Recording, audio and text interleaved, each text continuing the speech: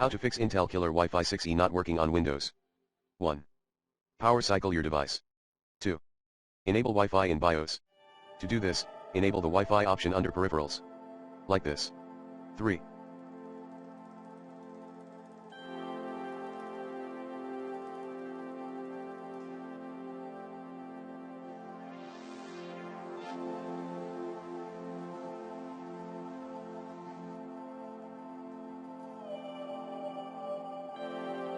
Run Network Troubleshooter. 4.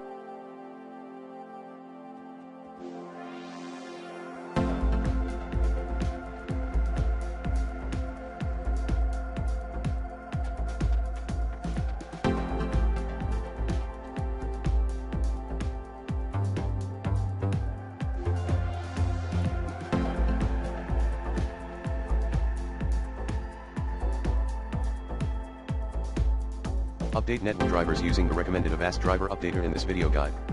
5. Reinstall network drivers. 6. Reset network settings and protocols.